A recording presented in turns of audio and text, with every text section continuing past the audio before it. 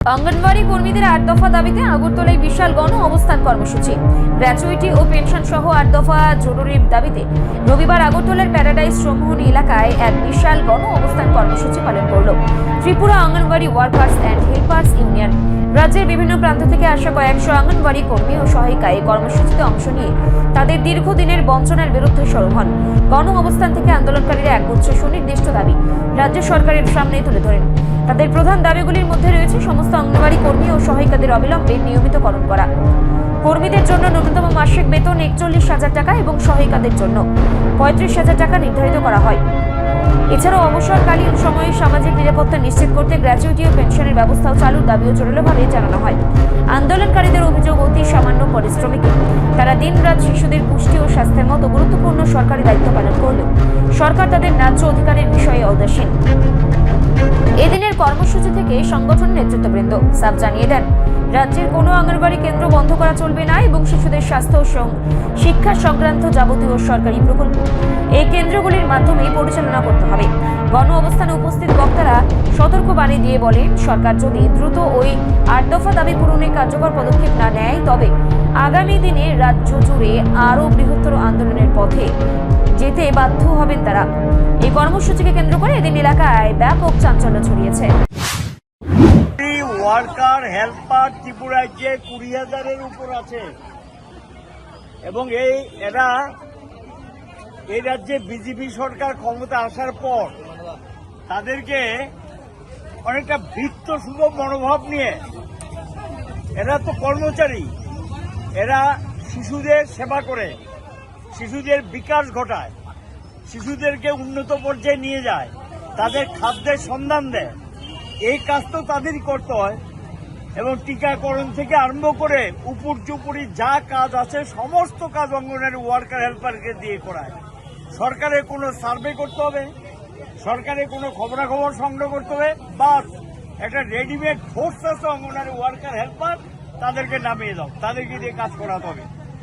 এই অবস্থায় তাদেরকে 8 ঘন্টা কাজের কোনো ধারে কাছে নেই এবং হঠাৎ করে বিকালবেলা বলবে এই কাজ আছে যেতে হবে। তারপরে প্রশাসনিক যত মিটিং আছে, মন্ত্রী যাবে, কোথায় এমএলএ যাবে, কে যাবে, সেখানেও গিয়ে তাদেরকে অর্ডার ইস্যু করে যে বাধ্যতামূলক এখানে আসতে হবে। যদি না আসে তাহলে তাদের বেতন দেওয়া হবে না, কাজ থেকে ছাঁটাই করা হবে, ভয় ভীতি হুমকি দেখায়।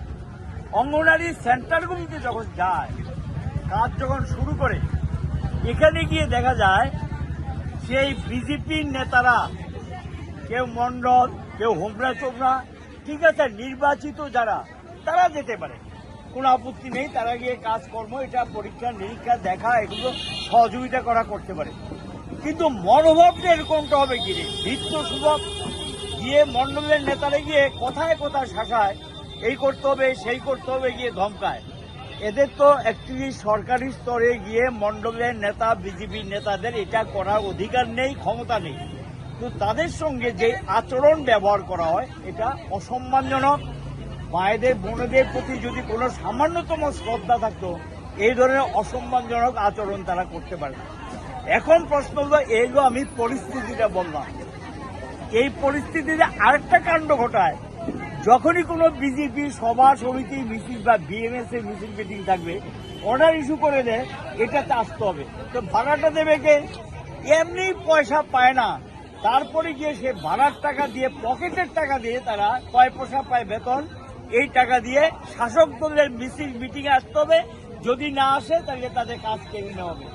এই ধরনের একটা পরিবেশ তৈরি করেছে। এই পরিবেশের মধ্যে বামফ্রন্ট সরকার যখন ক্ষমতায় ছিল, যখন কোনো ডিএ বাড়াতো, তাদেরও বেতন কিছু বাড়িয়ে দেওয়া হতো, লামসাম একটা টাকা ধরে দেওয়া হতো এবং পুজোর সময় তাদেরকে কিছু টাকা ধরে দেওয়া হতো। এখন এগুলো নেই এবং তাদের বেতন বাড়ে না, একটা জায়গায় বেতন দাঁড় করিয়ে রেখেছেন। এই পরিস্থিতিতে এখন তাদের বেতন নিয়মিত পায় না, অনিয়মিত, সঠিক সময় পায় না, এমনিতেই বেতন কম পায় না। দেশের সব কয়টা রাজ্যে বেতন বেড়েছে, সব কয়টা রাজ্যে, একমাত্র ত্রিপুরাতে কোনো বেতন বাড়েনি এবং তাদেরকে কোনো টাকা পয়সা ইত্যাদি কোনো কিছু দেওয়া হয় না। এই অবস্থার মধ্যে আমরা এখানে হাইকোর্টে আপনারা জানেন যে একটা ভালো অংশ ব্যুরো রিপোর্ট, সংবাদ প্রতীক্ষা।